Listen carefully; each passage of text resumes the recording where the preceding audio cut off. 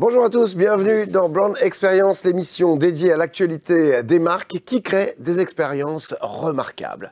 Dans ce premier numéro, on va découvrir comment les formats retails éphémères enrichissent les expériences de marque. Malgré la montée en puissance du commerce digital, le commerce physique est ultra dynamique et ne cesse de se réinventer à travers des formats justement éphémères pour créer toujours plus d'émotions, plus d'engagement. Et ce, à moindre prix pour les marques, puisque comme son nom l'indique, il s'agit d'un commerce qui s'installe pour quelques jours, voire quelques semaines avant de disparaître. Nous allons donc décrypter aujourd'hui ensemble les dernières tendances pour vous inspirer et vous adapter aux nouveaux usages des consommateurs. Et ce, avec notre experte maison, Marie Mallet, fondatrice de l'agence Move, experte en design d'expérience de marque. Bonjour Marie. Bonjour Alexandre. Et puis, pour compléter ce plateau, notre invité du jour, Mathieu Tissot, portfolio manager Specialty Leasing de Klépierre. Bonjour Mathieu. Bonjour Alexandre. Alors, en quelques mots, quelle est l'activité de Klépierre et c'est quoi le Specialty Leasing? Ça paraît un petit peu comme ça, pour ceux qui ne connaissent pas, un peu... Oui, c'est vrai. Alors, l'activité de Klépierre, c'est un leader des centres commerciaux en Europe. On a plus d'une centaine de centres commerciaux en Europe, plus d'une quarantaine en France. Moi, je suis donc le directeur de l'activité Specialty Leasing pour la France. Qu'est-ce que c'est le Specialty Leasing? Clairement, en fait, tout ce qui touche au commerce éphémère, donc les commerces de moins de 3 ans, que ce soit, comme vous l'avez dit, de quelques jours, quelques semaines, voire quelques mois, pour accompagner au mieux nos clients sur ces périmètres-là, qui sont effectivement en pleine croissance en ce moment. Alors, ces commerces éphémères, ils sont plus communément appelés des pop-up stores. Si on peut redéfinir ce que c'est qu'un pop-up store, Marie? Alors, ça n'a pas forcément une activité commerçante, pour rebondir sur ce que tu disais. Ça peut être une action de communication, ça peut être une action pour aller à la rencontre de ses publics, ça peut être une action pour vendre un produit ou le lancer. Il y a de multiples facettes dans les fonctionnalités et on va le voir à travers les exemples dont on va parler aujourd'hui. Ce que vous voulez dire, c'est qu'il n'y a pas forcément une volonté de vendre sur place. Pas forcément. Mais effectivement, ça peut être des opérations de communication. Pour aller plus loin sur cette définition du pop-up, Mathieu?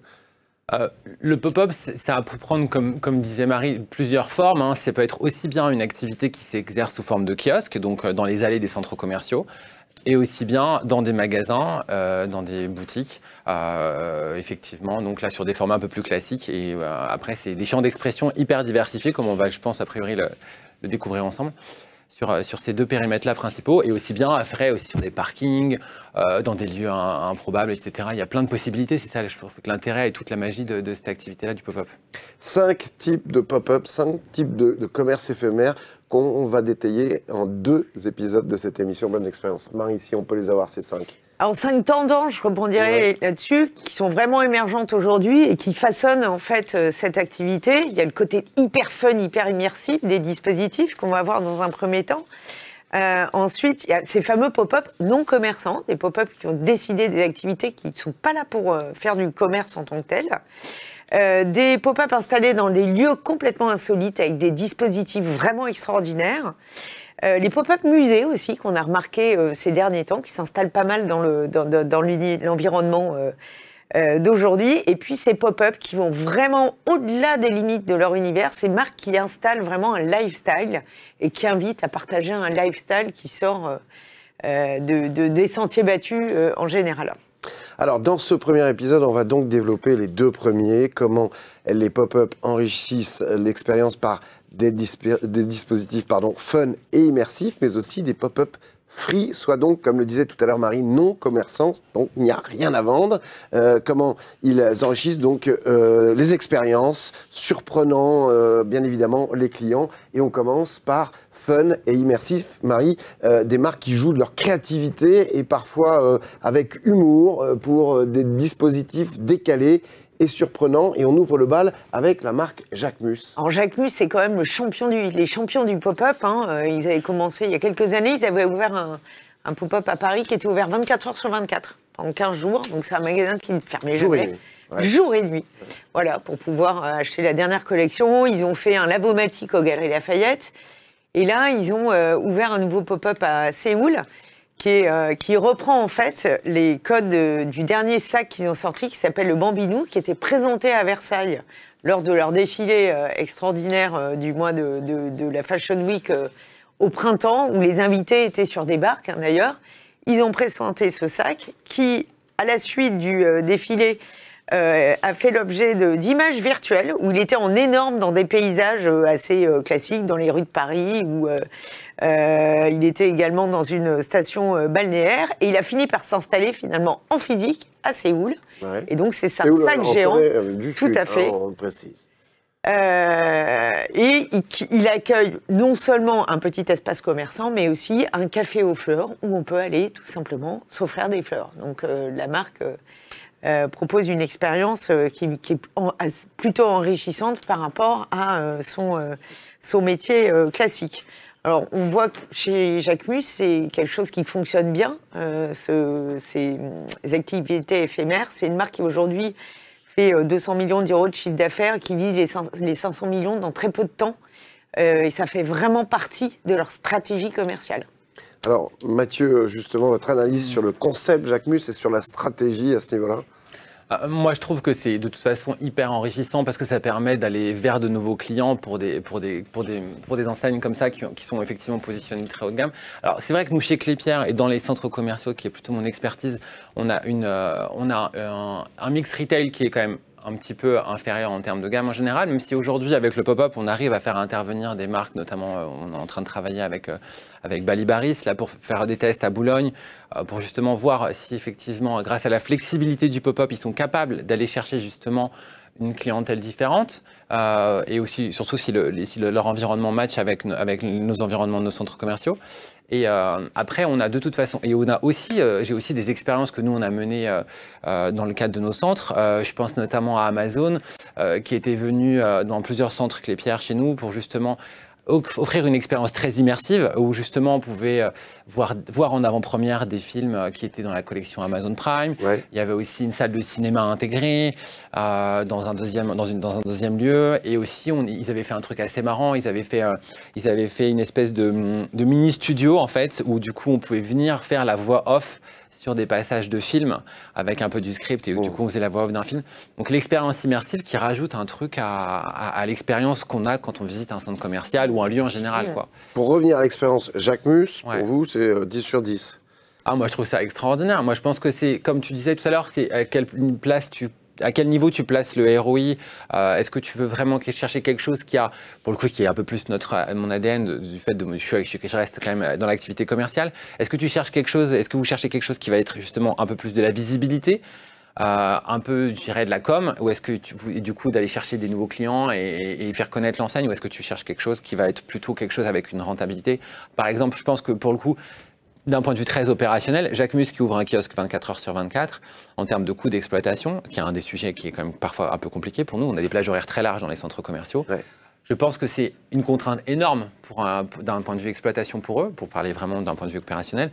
Mais après, c'est génial en termes de coût de com. Après, je pense que de minuit à 6 h du matin, je ne suis pas certain qu'il y avait beaucoup de queues.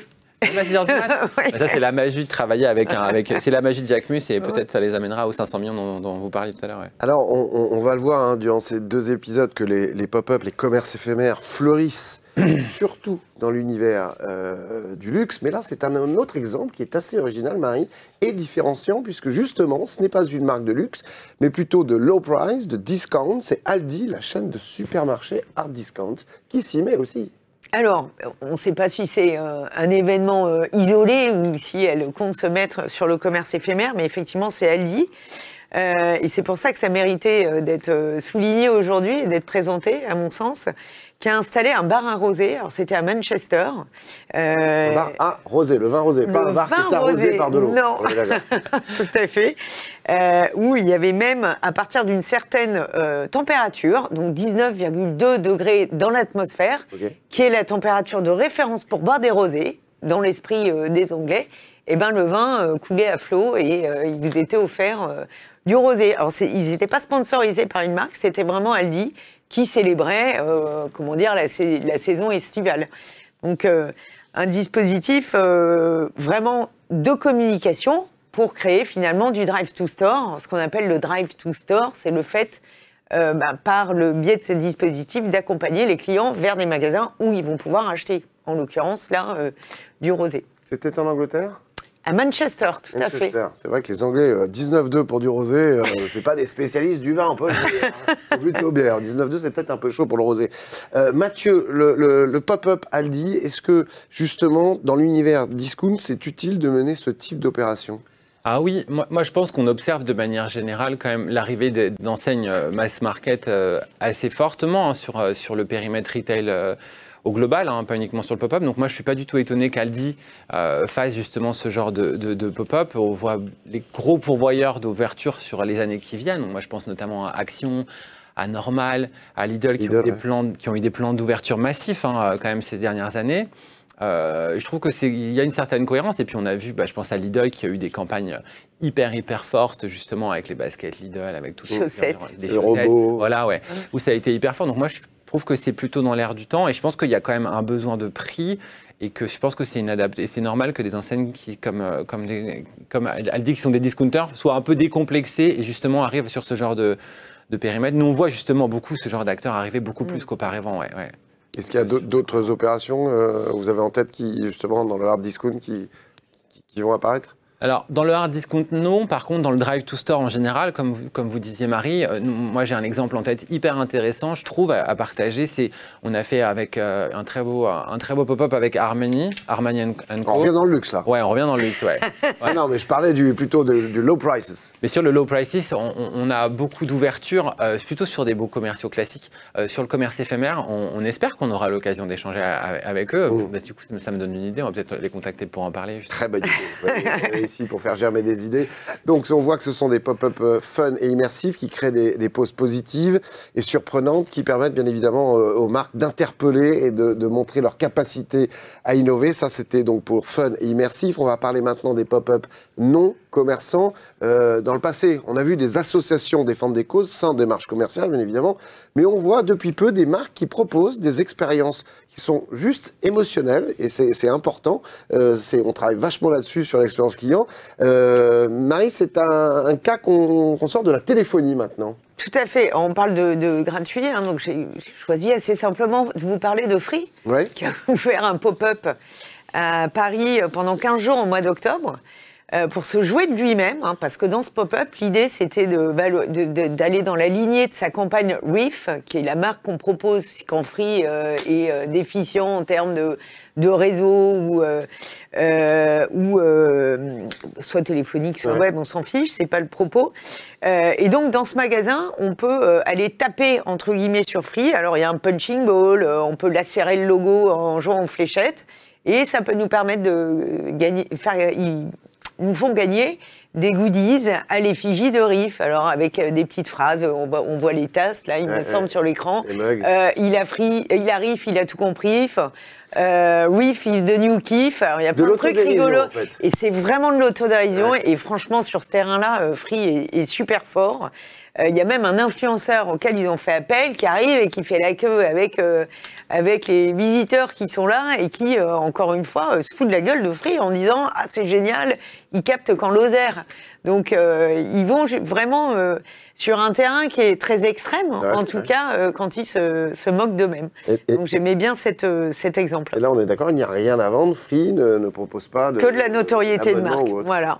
Mathieu, votre analyse là-dessus, sur Free, qui fait de l'autodérision. Il y a une double pirouette. Déjà, il y avait au départ la publicité qui joue sur une fausse marque concurrente et un pop-up siglé au nom de cette fausse marque. Est-ce que ça apporte vraiment quelque chose ? Moi, je pense que c'est un super coup pour Free et je trouve que la campagne est très réussie, que ce soit sur la partie média et évidemment dans la partie brick and mortar et sur les pop-up, comme Marie l'a bien expliqué. Nous, Free, c'est un client effectivement avec lequel on travaille beaucoup sur le périmètre des centres commerciaux de manière générale. Après, ça reste, comme vous le disiez tout à l'heure, une expérience qui vise à aller faire du drive to store, donc c'est-à-dire aller chercher des clients, on les emmener vers des boutiques. Et du coup, effectivement, là, je vais pouvoir reparler d'Armani tout à l'heure, qui était effectivement, qui marche bien. Pour ça, nous, on a fait une campagne avec Armani & Co, donc sur la partie parfum, où ils ont fait un photocall en pop-up dans notre centre commercial. C'était à Val d'Europe, je ne dis pas de bêtises. Et par exemple, à l'issue du photocall, ils distribuaient des espèces de vouchers, donc des espèces de petits bons de réduction, qui étaient valables dans les boutiques. Alors là, je vais me faire tuer, je ne sais plus si c'est Sephora ou Marionneau. Mais en tout cas, ou les deux peut-être, on va dire. Et du coup, ça permettait d'aller chercher justement, d'aller emmener les clients d'Armani dans les boutiques. Et donc, du coup, il y avait une vraie synergie. D'ailleurs, le centre commercial, c'est un environnement de synergie. Ouais. Et là, et ça, c'est vrai. Et là, c'était vraiment intéressant parce que le pop-up amenait, et on l'a vu d'ailleurs dans les chiffres d'affaires de nos clients, ont vraiment amené du client additionnel vers les magasins multidistributeurs de beauté et parfumerie. Marie, autre exemple de pop-up non commerçant, c'est Fenty Beauty. Alors, qui reprend un petit peu l'exemple d'Armani. Alors, ce qui est génial, Fenty Beauty, c'est la marque de Rihanna. Hein. Alors, les chiffres sont complètement hallucinants. Hein. C'est 542 millions d'euros de chiffre d'affaires en vendant des fonds de teint et des petits rouges à lèvres. Hein. Donc, c'est une marque qui est vraiment exponentielle. Qui n'est pas la première marque de star. Hein. On a connu Rare Beauty de Selena Gomez ou Kylie de Kylie Jenner. Hein. C'est vraiment un phénomène hyper présent aujourd'hui. Et tout comme Armani, dans le pop-up Fenty Beauty installé à Saint-Lazare, l'idée, c'était pour la marque de récupérer de la data d'abord et ensuite d'envoyer en magasin. Donc, on arrive, on prend un petit ticket, on explique quelle est sa carnation, ce qu'on attend d'un fond de teint, etc. Ensuite, on avait une conseillère qui nous maquillait, qui nous conseillait sur le fond de teint à choisir, parce que c'est vraiment la force de la marque, Fenty Beauty. C'est le teint. À l'issue de la visite, on allait chercher des échantillons, le ticket qui nous indiquait exactement quel produit aller acheter chez Sephora, Marionneau et les réseaux dans lesquels on trouve la marque. Et puis pour finir, il y avait un photobooth où on pouvait prendre une photo dans une Ford Mustang ancienne. Donc il y a tous les ingrédients en fait pour faire du drive to store, conduire les clients dans les magasins, mais aussi faire des visiteurs, de véritables ambassadeurs de la marque. Bien sûr. Il y a des gens qui faisaient la queue pendant 5 heures pour aller dans ce petit pop-up et qui après partageaient. Il y a plein de films, il y en a un qu'on a mis d'ailleurs ici, beaucoup de films de TikTokers, donc en plus ça fait une campagne fantastique, campagne de com pour la marque fantastique. Dans votre univers personnel ou professionnel, vous connaissez des gens qui ont été dans ce pop-up? Ma fille, oui. Ma fille de 20 ans. Donc, un bon retour. Très bon retour. Ouais. Mathieu, qu'est-ce qu'on peut dire de cette opération, précisément la Fenty Beauty? Qu'est-ce qu'on peut ajouter comme élément? Bon, je pense que Marie a bien développé le sujet. Je trouve que c'est hyper intéressant de voir à quel point le côté éphémère comme de Fenty ou d'autres marques comme ça arrive à concentrer de la clientèle de manière hyper forte et fait du coup une espèce d'effet de masse avec l'effet de queue. Nous, on a fait plusieurs pop-ups dans pas mal de centres commerciaux. Il y a plein d'exemples où justement on arrivait à driver sur des journées, on doublait la fréquentation quasiment du centre commercial sur la journée parce que justement il y avait cet effet de concentration dans le temps de la boutique qui je pense est hyper intéressant, et puis du coup ça bénéficie aussi aux autres. Alors un peu moins peut-être en pied d'immeuble ou en centre-ville, parce que je ne sais pas où il était ce kiosque, mais...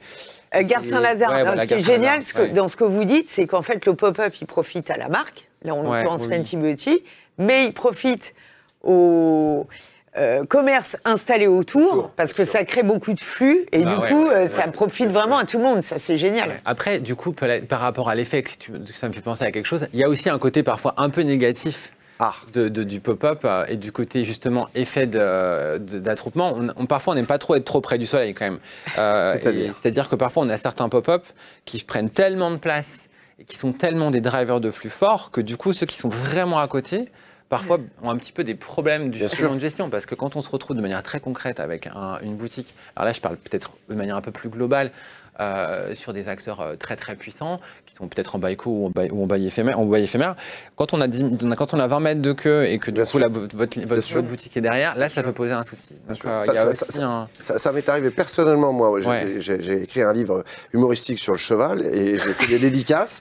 Et un jour, je me suis retrouvé à côté d'une star du sport équestre français et la queue, elle n'était pas pour moi. Je me dis, il y a du monde qui arrive et en fait, c'était pour lui. Juste pour terminer, on a fini sur cet épisode-là.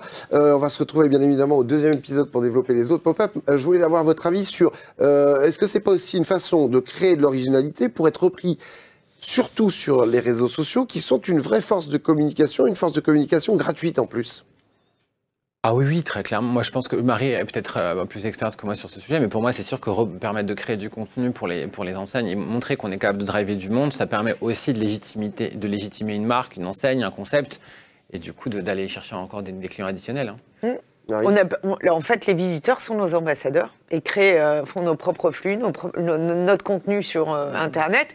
Alors qu'on ne maîtrise pas forcément, ça peut avoir des inconvénients, mais en tout cas, ça fait parler de nous et c'est bien l'essentiel pour driver du monde dans nos boutiques et développer le business.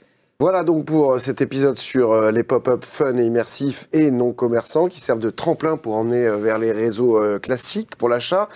Dans les deux cas, eh bien, ces pop-up, ce n'est plus un lieu de commerce, mais une action, vous l'avez vu, de communication pour aller à la rencontre de ces publics. On souligne que Fenty n'a pas de magasin en propre. Hein. Non. Et pour échanger, mieux connaître les attentes de ses clients et bien évidemment, comme vous le disiez tout à l'heure, favoriser le drive to store. Merci beaucoup Marie et Mathieu d'être venus sur le plateau pour ce premier épisode.